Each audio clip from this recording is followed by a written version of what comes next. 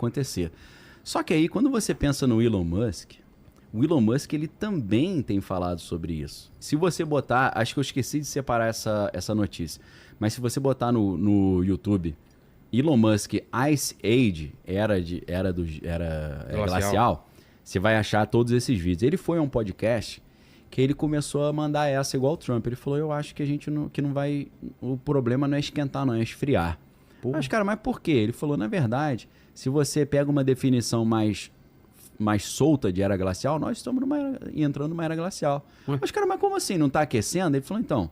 Aí ele falou, se você estudar isso, você vai cair numa toca de coelho, que você vai ver que de tempos em tempos existem eventos de extinção. E esses eventos de extinção estão relacionados a esse fenômeno. E ele cita, 6, né? Ele cita a inversão dos polos magnéticos, ele cita essa ideia das correntes meridionais do oceano, e ele fala que, além disso, desse problema, porque qual o problema ali? Se esfria pra caramba, não tem produção de comida pra todo mundo. Começa uma guerra aí pela sobrevivência. Vira um Mad Max a parada. Só que o Mad Max é congelado, né? Porque o Mad Max é deserto, né? Então, ele vai falar, além disso, houve a Primeira Guerra Mundial e houve a Segunda. E, por essa lógica, vai haver a terceira. Só que a terceira vai ser diferente. Definitivo? O que ele está querendo dizer? Ele está se referindo ao quê? E aí eu comecei a listar uma série de eventos que poderiam acelerar isso que a galera acha que é só para 2100. Uma terceira guerra mundial. Porque com a fumaça e a fuligem, você tem um inverno nuclear. Inverno nuclear mesmo. Esse inverno nuclear, o que vai acontecer? O esfriamento do planeta Terra é igual esse caos aqui dessa era do gelo. Não cresce planta. Isso poderia acontecer... Em vez de acontecer de 13 em 13 mil anos, ou entre 2025 e 2100, poderia acontecer amanhã se começar uma guerra nuclear. Então, eu comecei a me ligar, não me ligar porque isso é explícito, o Elon Musk, ele quer ir para Marte por causa dessas questões. Ele quer que a humanidade tenha uma arca de Noé para eles poderem continuar a civilização humana lá. E aí os caras no podcast falam, mas e a Lua? Ele falou, a Lua não é suficiente, não é o ideal. Aí primeiro eu pensei, por quê? Porque os caras podem jogar uma bomba nuclear da Terra para a Lua? Na verdade, sabe o que ele está se referindo? Eu entendo. As armas que estão no espaço que poderiam muito facilmente atingir a Lua. Já tem armas do espaço? Pô, com certeza. Isso agora já... O próprio SpaceX do Elon Musk manda essas armas para a Space Force americana. Eu já conversei sobre isso num podcast com o Sacani, ele falou que ele que acompanha... os lançamentos, né, de satélite e da SpaceX, ele fala que chega um momento que eles têm que cortar a transmissão. Que é top secret o negócio? Top secret, é classificado. Ele fala, a gente entende que eles estão fazendo coisa ali de militar, segurança nacional, né, questão bélica. Então, uma guerra nuclear poderia fazer isso que os geofísicos acham que é só daqui a 13 mil anos, poderia fazer isso amanhã. Não só isso. A própria revista Economist tem falado sobre... eles botaram, né, perigos para 2025 nessa edição de 2025, que é uma edição que tem um monte de fotos e tal, gerou uma polêmica. Eu não sei se você acha interessante botar ali. Tem que botar assim, revista Economist, previsões para 2025 ou 2025. Porque é uma edição especial que eles fazem. Sai toda semana, mas eles fazem uma edição do ano. Sim. Então a de 2025 tem uma série de símbolos e tal. A galera diz que é como se fosse um relógio que está dizendo o que vai acontecer nesse ano em cada mês. Sim. Mó viagem. Então, na revista Economist para 2025, eles falam do perigo de uma erupção vulcânica de enormes proporções, escurecendo a atmosfera e fazendo o planeta Terra resfriar, iniciar uma nova era glacial. Parece que esse é o evento. Entendeu? É isso que eles estão... Jogar cinza na atmosfera. Ou essa disrupção das correntes marítimas do Atlântico, ou isso ser acelerado por uma terceira guerra mundial, ou por um vulcão, ou pela aquela ideia do Bill Gates. Eu não separei essa matéria, mas se a galera quiser botar, Bill Gates quer escurecer a atmosfera para evitar o aquecimento global. Tem esse papo? Tem, esse é fato. Colocar um insufilme no... Jogar partículas sólidas na atmosfera para acontecer isso. Só que os próprios cientistas falam, cara, se você erra a mão, você gera uma era glacial, mano. Aí é o filme Expresso do Amanhã. Ah, foi isso que aconteceu? Foi isso. Por isso que eles estão no mar glacial? Eles tentaram evitar o aquecimento global escurecendo a atmosfera e, sem querer, erraram a mão, né? Erraram muito. O tiro saiu pela culatra. Aí tem que ficar aquele trem rodando, né? Aí tem... Olha lá, Bill Gates financia projeto para escurecer o Sol. Não é conspiração e tal. 2017 isso? Jornais de grande circulação. Ah, não. Tem a data? Eu não estou conseguindo ver daqui. 2021, dá uma olhada. 21, né? É 2/2/2021, né? Então, isso aí pode Bill Gates, que era crítico do Trump, já... Da chapa. Falaram que conversaram muito ao telefone. Matéria do Wall Street Journal. Para quem acha que a gente está inventando as coisas, né? E ele falou, para minha surpresa, a conversa durou 3 horas... Né? Minha filha mandou aqui pra mim falando que o filme é o dia depois da manhã. Né? Você tá falando errado, já tá me dando bronca que é só. Mas é o dia depois da manhã, eu vi aqui. É porque eu tava pensando, é com Dennis Quaid. Ele falou, Dennis Quaid e o Jack. Eu acho que é com o Jack Gyllenhaal também. Com os dois. Dennis Quaid, Eu tava tentando lembrar de Dennis Quaid, tinha esquecido. Dennis Quaid também entrou numa de falar uns trocinhos nessa linha aqui. Tá criticando a elite global. Virou meio teórico da conspiração. Sabia, eu até achei que depois dessa ele nunca mais ia fazer filme, mas ele fez a Substância. Não, vou aproveitar que eu vou dar... Tô segurando 2 informações aqui que vocês pediram. A primeira era essa, que era o dia depois da manhã, que o Jake Gyllenhaal que fez. Valeu. Mesmo. Obrigado, valeu. E a outra é que o Zelensky... Sim. Ele falou... Eram 177 bilhões. Aí, bilhões, cara. Ele falei 170. Ele falou que recebeu 75 bilhões e os outros 100... 100, galera... Cara, eu achei que era só a gente que fazia. Ficou em algum lugar, né?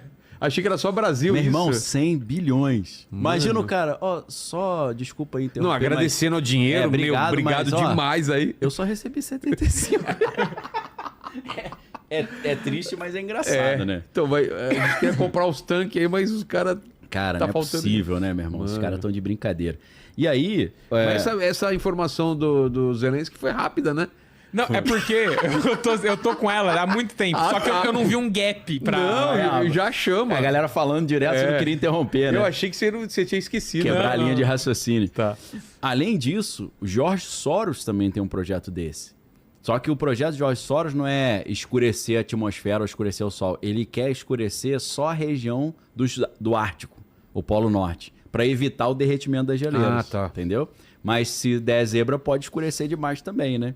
Então existem todos esses projetos... Que partículas seriam essas? Não são no robôs, não. No caso do George Soros, no caso do Bill Gates, acho que são partículas sólidas, como se fosse uma poeirinha. Sim. No caso do George Soros, pelo que eu li, são partículas reflexivas. Não seria um negócio escuro, seria um negócio que a luz ia bater e ia voltar, mas não ia escurecer. Ia só dar uma refletida. Mas o que é estranho é que entra a questão de novo também de cometas também. A gente viu agora falando sobre meteoro que tem uma grande possibilidade em 2030. Vocês viram? Não sei se... 30? Vê aí. Aumentou de 1% para 2%, eu acho. Cara, é muita coisa ao mesmo tempo. É muita coisa. Né? Aí tem o cometa Meteoro, não sei se eu tô falando, se é Apophis, né? Que tá programado para 2029, 2030. Então, né? Dá uma olhada nisso. E o lance dos drones lá, o pessoal parou de falar, né? Ninguém falou nada. Final de semana agora, eles falaram que em Ohio voltou a aparecer alguns drones. Voltaram, né? Perdão. Você achou aí? 2032. Olha lá. 32? Mas tem matéria, acho que saiu algo ontem, eles falando exatamente sobre risco de meteoro aumenta, né? Aí a gente entra num negócio semi-conspiratório, porque a gente sabe que o major lá da Alemanha, o Werner von Braun, ele foi um dos caras que foi levado para os Estados Unidos no projeto Paperclip, né? A Operação Paperclip. E ele ajudou a criar a NASA. Ele criava os foguetes para os alemães e ele criou a NASA lá. Inclusive, tem gente que diz que ele sugeriu NASA porque tem a ver com o grupinho dele original, Cara, né? Só faltava, né? Só faltava, né? Seria, rir na nossa cara, né? Fazer uma palhaçada dessa. Mas aí, o que acontece? O Werner von Braun, ele trabalhava numa empresa chamada Fairchild Technologies, que ela era uma empresa aeroespacial, e a secretária dele se chamava Carol Rosin. Essa mulher é viva ainda. Essa Carol Rosin, ela deu uma entrevista, na verdade, uma palestra lá em 2001, em Washington. Tá na internet essa palestra. Se você botar Carol Rosin, se você botar Carol Rosin já vai aparecer. Carol Rosin, R-O-S-N. Se você botar, vai aparecer o vídeo dela. Ela fala que no leito de morte, o Wernher von Braun falou para ela, ó, serão criadas uma série de ameaças à humanidade para criar um governo único global. Tipo uma tirania global. Sim. Eu não sei se eu vou falar a sequência certa, mas isso está no meu livro também, A Beira do Abismo. Ele falou, primeiro serão os russos, e aí tem a Guerra Fria, né? Já estava rolando, obviamente. Depois serão os extremistas islâmicos. Depois serão os países emergentes, ou os países de antigamente terceiro mundo. BRICS. Depois serão os cometas. Depois serão os alienígenas. E mandou essa pra ela. E ela contou isso porque era um evento de ufologia. Né? Então, quando eu vejo mídia falando sobre cometa, pode destruir a Terra, eu falei, o próximo é alienígena, depois já é o governo único global. Acho melhor ficar de olho, né? E aí, já que a gente tá falando de Elon Musk e tal, entra aquela história estranhíssima de que o Wernher von Braun, em 1953, se eu não estou enganado, escreveu um livro chamado Projeto Marte. E nesse livro, ele é um livro de ficção, mas o sonho dele era colonizar Marte, não deu para fazer em vida, né? Mas ele meio que nessa ficção deixou um passo a passo de como isso poderia ser feito conceitualmente. E no livro, de 1953, tipo 20 anos antes do Elon Musk nascer, ele fala que nesse livro o personagem que é o líder da colônia humana em Marte se chamava Elon. Meio estranho, né? Meio estranha essa história. E aí, óbvio que o Elon Musk devia saber essa história, mas aí semana passada ele, caramba, olha que coincidência, o mesmo meu nome e tal. Eu não sei se ele é um predestinado ou se a mãe dele leu esse livro, botou esse nome já e ficou enchendo o saco do garoto. Tu vai fazer o que tá no livro, hein? Eu te botei o nome por causa disso. Então, assim, isso é muito estranho. E para ficar mais estranho, o Elon Musk colocou no X esse comentário. Caramba, o livro do Wernher von Braun já falava o meu nome, e o mesmo nome que se colonizar Marte. Sabe quem entrou na conversa e mandou um somebody na conversa? O Uri Geller. Lembra que tortava a colher? Sim. Uri Geller entrou na conversa e falou, Elon Musk, preciso falar contigo. Em 1973, Wernher von Braun me chamou para uma conversa particular e me falou informações altamente vitais para a humanidade e que eu preciso compartilhar com você, porque tem a ver contigo. Nossa. Aí eu falei, pô, meu irmão, e agora? Como é que eu posso ficar sem saber o que é isso mesmo? Aí me quebrou. Tem uma colher aí? Tem uma colherzinha pra gente entortar. Então, isso tudo fez a galera botar mais um segundinho pra frente. É claro que envolve também o perigo da guerra ainda na Ucrânia, um perigo no Oriente Médio que ainda não acabou. Eu acredito que o Donald Trump, ele vai, antes dele viabilizar um acordo de paz entre Israel e Palestina e evoluir os acordos de Abraão para o que está sendo chamado os acordos de Ciro, eu vou explicar o que é isso. Ciro foi o único personagem na Bíblia que não era judeu e recebeu dos judeus o título de Salvador, de Messias. Porque o povo de Deus estava cativo na Babilônia, foram vencidos pelos babilônios, por Nabucodonosor, foram levados para a Babilônia, tipo numa operação paperclip, né, que levou a elite de Israel para lá. E houve uma profecia de Jeremias que falava que eles iam ficar só não, né, que é tempo pra caramba, ficariam 70 anos no cativeiro e depois seriam liberados. E por incrível que pareça, mais de 100 anos antes do rei Ciro da Pérsia, que hoje é Irã, nascer, os profetas do povo judeu já falavam que um cara chamado Ciro, um rei, que nem tinha nascido ainda, iria liberar o povo. Pô. Tipo essa historinha do Elon Musk aí, né? Predestinado. E aí, quando alguém leu isso, levou para o rei Ciro. Porque o rei Ciro da Pérsia, na verdade era Império Medo-Persa, eles venceram os babilônios.